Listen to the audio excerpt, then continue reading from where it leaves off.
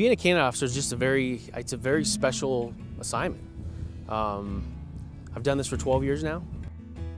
When I describe being a canine officer to people, I commonly refer to the word marriage. You know, I've been married for 20 years.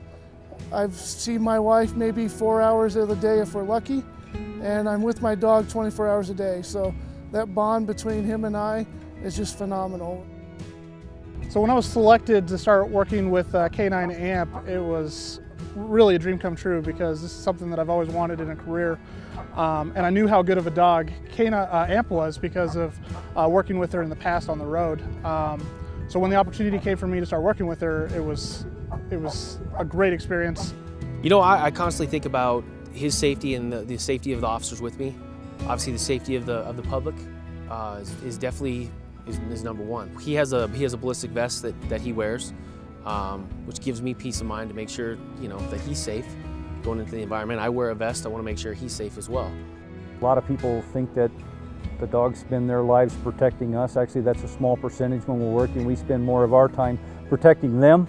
It's very involved. I have to make sure that I have him covered, and certain people, basically family, my kids, can cover him if I have to go away for a training.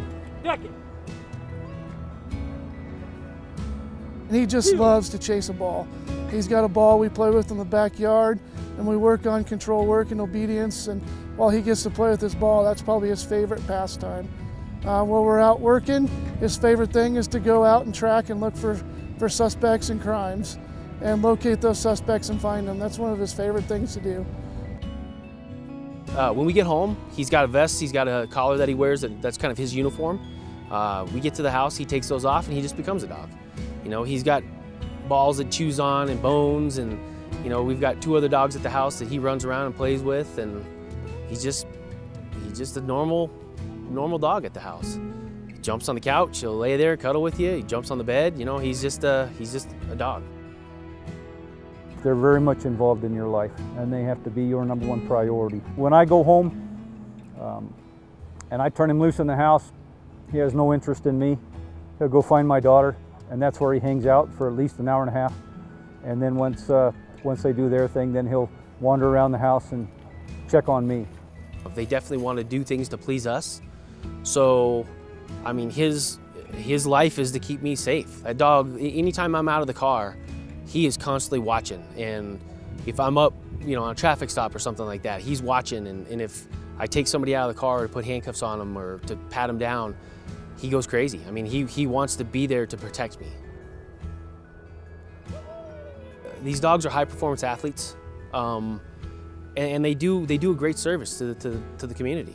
I mean, they work hard. These dogs work hard, and unfortunately, through all their hard work, there's health issues that will arise. They get, they get sore backs, sore joints. By the time that they retire to us, when we assume them after they retire, we take full responsibility for the dog. It's an experience that I would never trade for anything. Working with her, whether we're getting a call at 1 o'clock in the morning for a lost kid or a missing adult, or we're looking for something dangerous in our community like a gun, I know that when we get called, Amp's gonna find it. We owe it back to them, to the dogs, to make sure that they're taken care of. I know my first dog, TJ, he went into emergency surgery, or he had an emergency incident that happened one night. We had to take him up there, and he was retired, and he spent 3.5 days in ICU. And for 3.5 days, I slept on the concrete floor with him because I wasn't going to leave him. We are raising money to help all of the departments within Woodland Park, Fountain, PD, Colorado Springs Police Department, and El Paso County Sheriff's Department to help care for their dogs on an annual basis.